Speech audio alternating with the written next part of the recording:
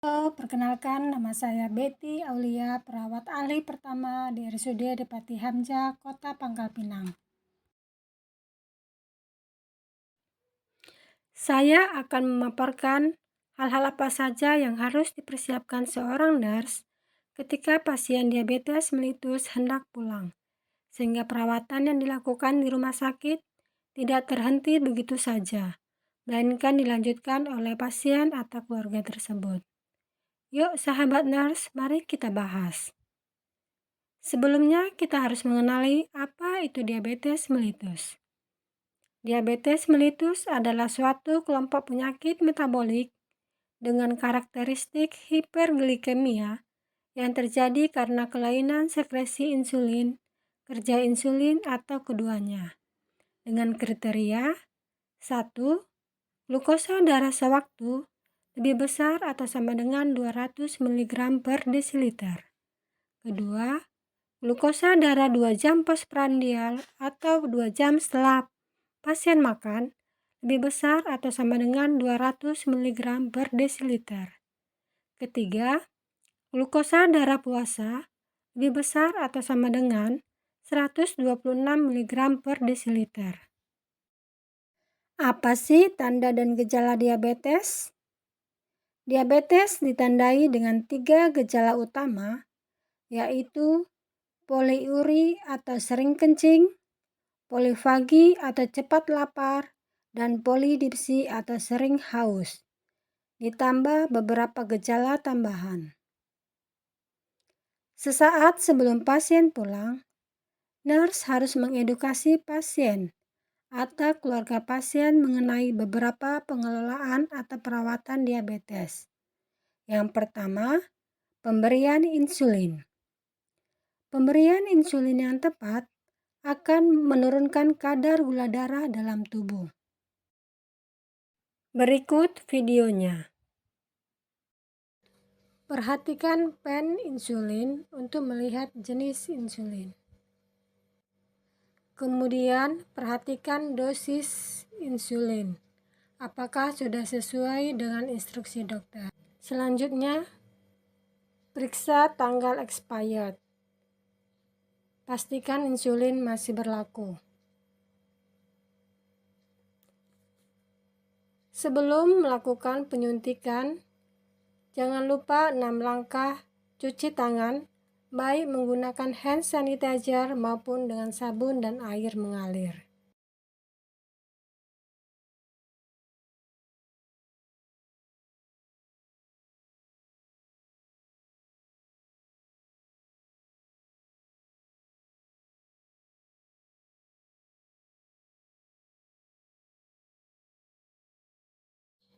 Kemudian, lepas segel pelindung jarum dan jangan menyentuh jarum.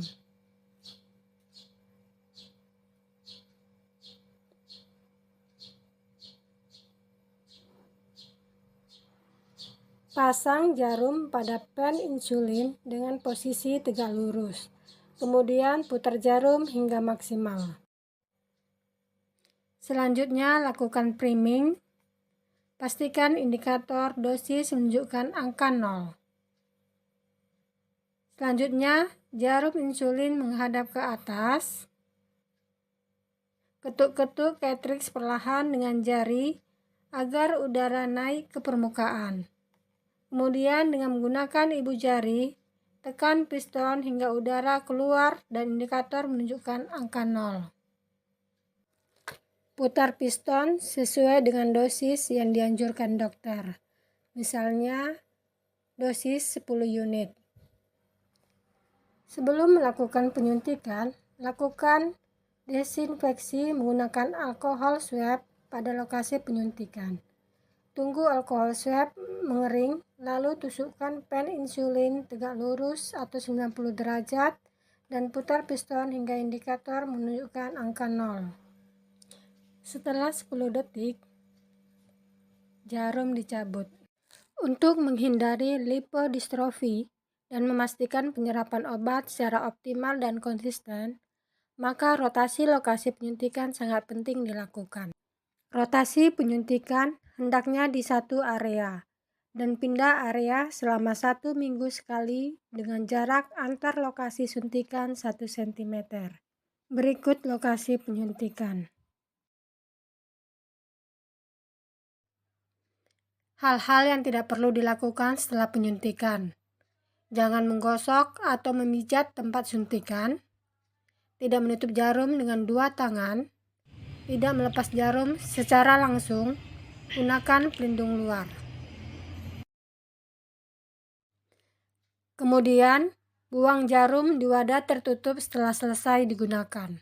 Gunakan jarum sekali pakai. Simpan kembali pen insulin di ruangan dengan suhu 25 derajat. Penggunaan dosis dan cara suntik insulin yang tidak tepat dapat menyebabkan hipoglikemi. Hipoglikemi ditandai dengan menurunnya kadar gula darah kurang atau sama dengan 70 mg per desiliter. Berikut tanda dan gejalanya.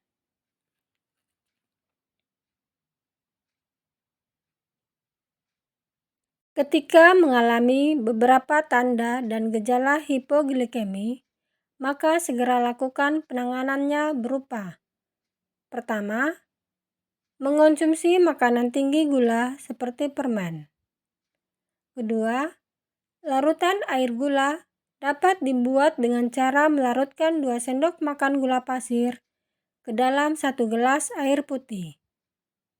Ketiga, jika setelah 15 menit keluhan masih tetap ada, maka minum kembali larutan air gula atau makanan tinggi gula. Keempat, jika hasil pemeriksaan kadar gula darah sudah mencapai normal, maka segera mengkonsumsi makanan utama atau selingan. Kelima, kemudian segera berkonsultasilah dengan dokter. Maka sangat penting bagi penyandang diabetes perlu melakukan pemeriksaan gula secara mandiri. Kedua, pola diet pasien diabetes mellitus dengan aturan 3J, yaitu 1. Jadwal makan. Rencanakan jam makan sehari.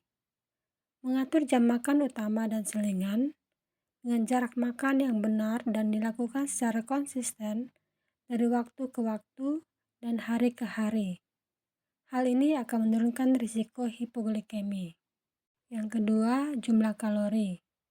Bagi penderita diabetes, dianjurkan makan dengan melihat porsi, lihat isi piringku, dengan susunan sepertiga lauk berupa hewani dan nabati, 2/3 karbohidrat, setengah sayur atau 2/3 sayur ditambah sepertiga buah. Ketiga, jenis makanan. 1. Sumber karbohidrat. Dianjurkan makan yang berserat seperti beras merah dan jagung. Hindari aneka olahan tepung. Yang kedua, sumber protein rendah lemak. Lemak harus berimbang antara hewani dan nabati. Terdapat pada ayam tanpa kulit, tempe, tahu, dan kacang-kacangan. Yang ketiga, serat. Serat ini terdapat pada sayuran dan buah-buahan.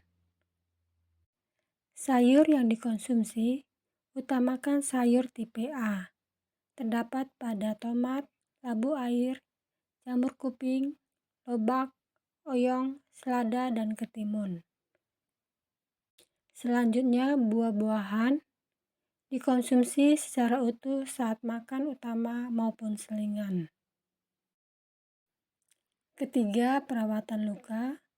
Penggantian perban dilakukan setiap hari agar tidak terjadi infeksi lebih luas. Perban dapat diganti 1-2 kali sehari atau sesuai instruksi dokter.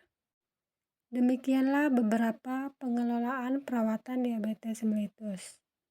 Semoga bermanfaat dan terima kasih.